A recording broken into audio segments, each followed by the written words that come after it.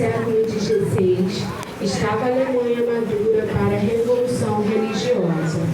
Só faltava encontrar um líder capaz de unir os elementos descontentes e emprestar às reivindicações um verniz teológico aceitável. Esse homem não demorou a aparecer. Chamava-se Martinho Lutero.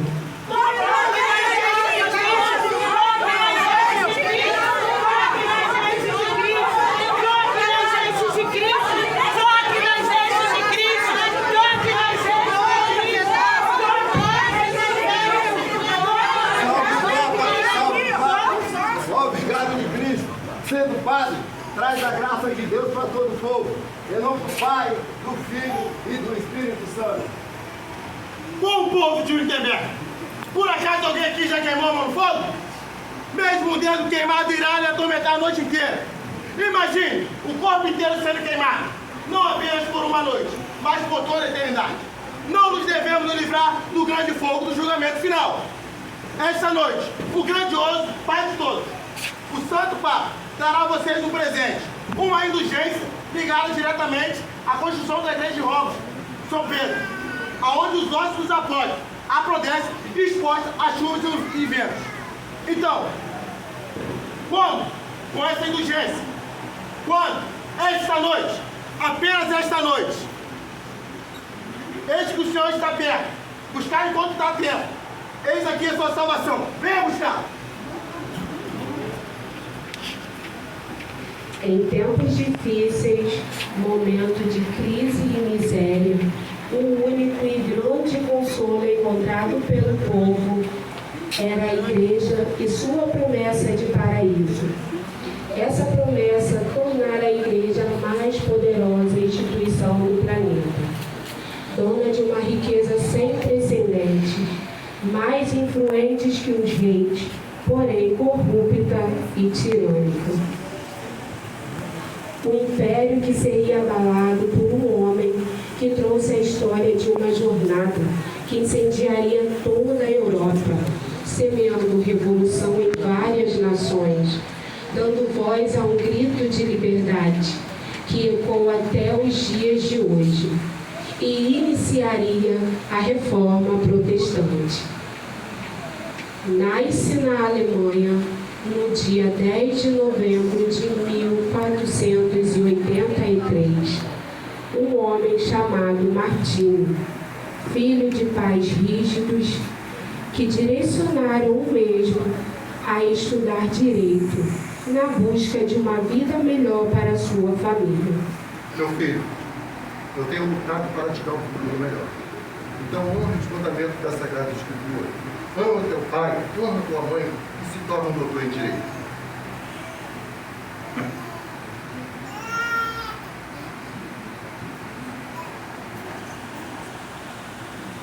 Seguindo os desejos de seus pais, inscreveu-se na escola de direito, mas tudo mudou. Após uma grande tempestade com descargas elétricas, ocorrido naquele mesmo ano, um raio caiu próximo de onde ele estava. Passando ao voltar de uma visita à casa dos pais, aterrorizado, teria então gritado: Ajude-me, Santa Ana! Eu me tornarei monge! Tendo sobrevivido aos raios, deixou a faculdade, vendeu quase todos seus livros e entrou para a Ordem dos Agostinianos em 17 de julho de 1505.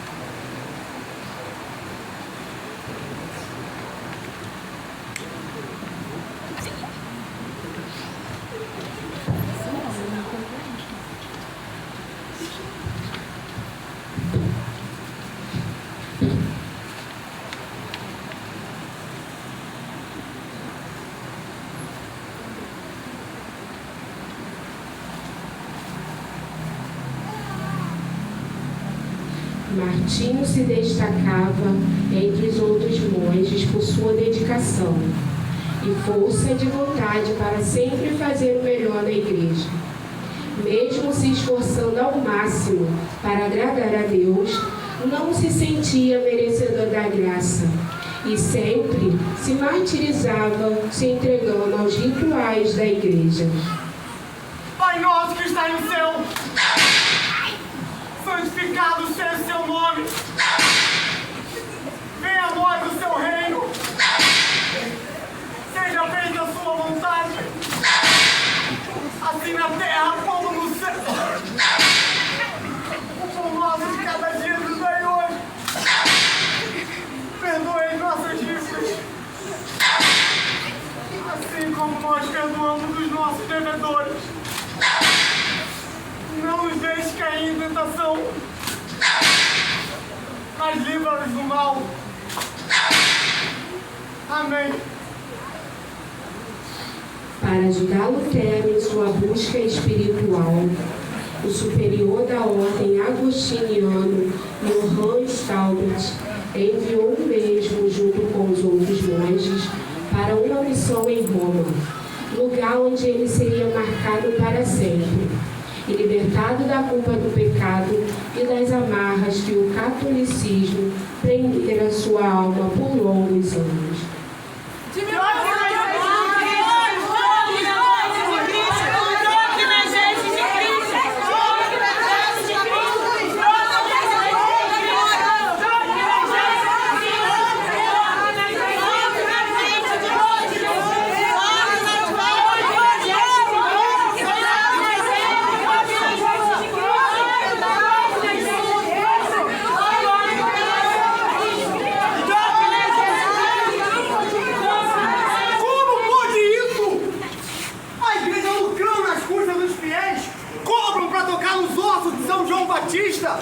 Cobram para a entrada do purgatório, para a diminuição dos pecados, para entrar na cripta da igreja. Isso não pode ficar assim. Insatisfeito com a forma em que a igreja trabalhava e preocupado com as almas que estavam sendo enganadas e que poderiam seguir para o inferno, Martinho passa a confrontar de forma aberta e radical, atraindo amigos fiéis e inimigos cruéis. E assim, Lutero escreveu as 95 teses que atacavam o Papa e o comércio das indulgências. Eu não renego. A minha mente continua cativa à vontade de Deus. E eu não posso e não direito contra ela. Essa é a minha decisão. Essa é a minha escolha. E que Deus me ampare. Finalmente, Martinho Lutero rompeu definitivamente com a Igreja Romana. E mesmo tendo a sua cabeça a prêmio durante muito tempo, pois era o desejo do Papa queimá-lo vivo na fogueira da Inquisição. Isso não desanimou Lutero a continuar a sua revolução. Povo de Wittenberg, eis em minhas mãos os pilares da reforma protestante. As 5 solas. Sola é glória, somente a glória. Não devemos dispensar glória aos homens, pois eles não são merecedores. São como trapos imundos e carecem da glória de Deus para sobreviver. Sola é firme, somente a fé. O único jeito do homem ser liberto das garras do inferno e das chamas de Satanás é mediante a fé. Sola gratia, somente a graça. A única causa eficiente para a salvação do homem é a graça de Deus sobre o pecador. O homem nada poderá fazer, nada. Obras, compras de indulgências ou penitências. A única causa eficiente para a salvação do homem é a graça de Deus sobre o pecador. Efésios capítulo 2, versículo 8 diz: pela graça sois salvos, mediante a fé. Isso não é do homem, é dom de Deus. Aleluia. Só é Cristo, somente Cristo. Oh, glória. O homem só poderá ser liberto porque Jesus Cristo realizou a obra de redenção ao ser sacrificado na cruz do Calvário, perdendo seu sangue sobre nós pecadores. Só Escritura! Somente as Escrituras são regras de fé e prática para a vida do homem. As tradições, mesmo as boas, os escritais papais, não podem, pois não podem servir instrumento para a vida do rebanho de Cristo. Pois as Escrituras sagradas, elas sim, foram escritas por homens inspirados por Deus. Ao lê-las, somos iluminados em Cristo. Havendo sido excomungado pelo Papa, casou-se com a freira Catarina Bungora e teve 6 filhos. Lutero assumiu a tarefa de traduzir a Bíblia para o alemão, com o objetivo de deixá-la acessível para todos. Eis em minhas mãos a Bíblia Sagrada traduzida. Com ela, podemos chegar ao conhecimento da palavra de Deus para todos, e sem exceção. E assim, deu-se início à reforma protestante, que ecoa até hoje, nos mostrando que a Igreja deve passar por constantes reformas e que a faça voltar sempre à sua origem e fundamento às Escrituras Sagradas.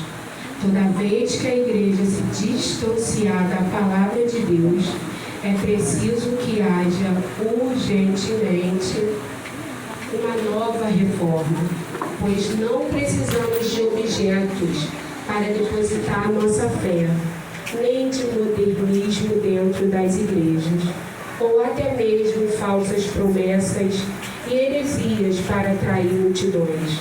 O que precisamos é de oração, exposição da palavra e poder. Igreja